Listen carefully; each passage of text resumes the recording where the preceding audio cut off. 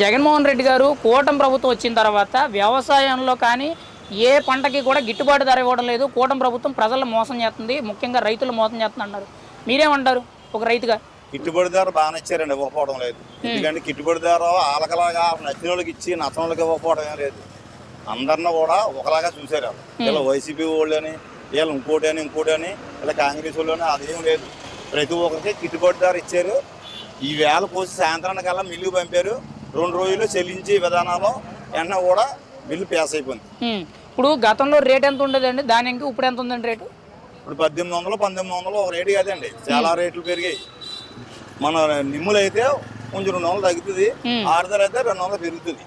అలాగని ఏ రైతుకు లాసు లేకుండా ఈ ప్రభుత్వం, కూటమి ప్రభుత్వం రైతుకు లాసు లేకుండా బ్రహ్మాండ అద్భుతమైన వీళ్ళ నిర్ణయం తీసుకుని రైతులకు ఇబ్బంది లేకుండా ధాన్యం కూడా కొనుగోలు చేశారు. ఇప్పుడు గతంలోని ఆన్లైన్ విధానం అని చెప్పి వాళ్ళు ఏ మిల్లుకి చెప్తే మండలంలో ఒక 20 కిలోమీటర్లు 30 కిలోమీటర్ల దూరం వెళ్ళి ధాన్యం అమ్ముకునేవాళ్ళు మండలంలో. ఇప్పుడు ఆన్లైన్లో వాట్సాప్ విధానం తీసుకొచ్చి జస్ట్ ఫోన్లో మెసేజ్ పెడితే మీకు అన్ని జరిగిపోయినట్టు చేస్తున్నారు కదా, ఎలా ఉంది? అది బాగుందా, ఇది బాగుందా? అది బాగుంటాం ఏంటండి, గత ప్రభుత్వంలో చేసే పనులు ఏంటండి, ఏ పని చేసినా వాళ్ళ కోసం చేసుకునేవారు తప్ప, వాళ్ళ కార్యకర్తలకే వాళ్ళ సమకూరు దగ్గర ఉన్న మనుషులు చేసుకునేవారు తప్ప ఇదే జనసేన వాళ్ళు కానీ, ఓ తెలుగుదేశం కానీ, ఓ బీజేపీ వాళ్ళు కానీ ఏం పనిచేసేవారు కాదు. వాళ్ళ వారంటీలు, వాళ్ళ కార్యకర్తలు వాళ్ళ వైపే ఏం మాట్లాడుకున్నా శాతనం అనే ఉంది, ఎదుర్కొంటే అది చేసి ఉన్నదంతా కూడా వాళ్ళ వైపు మళ్ళీ చూడేవారు తప్ప ఉన్న వాళ్ళకి ఎవరికి పనులు చేసేవారు కాదు.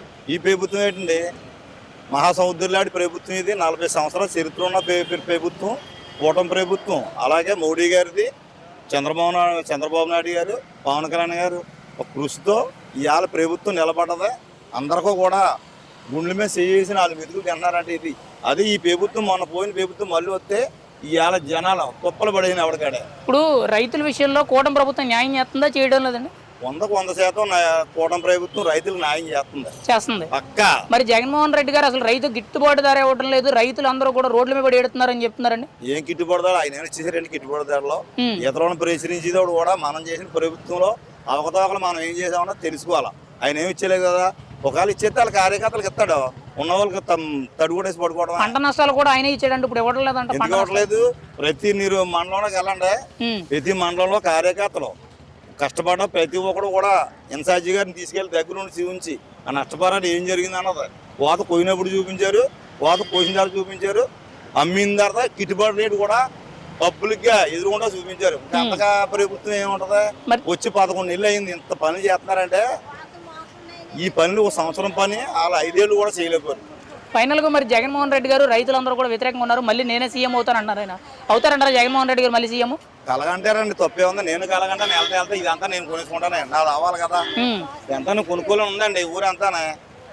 అది అత్యాశ ఎక్కువ ఉంది నాకు. మళ్ళీ కొనుక్కోలేని ఏదో ఒకసారి బహుమతులు ఇచ్చాడు, ఉన్నదంతా పోయింది. మళ్ళీ కొనేసుకోవాలని ఆశ ఉంది.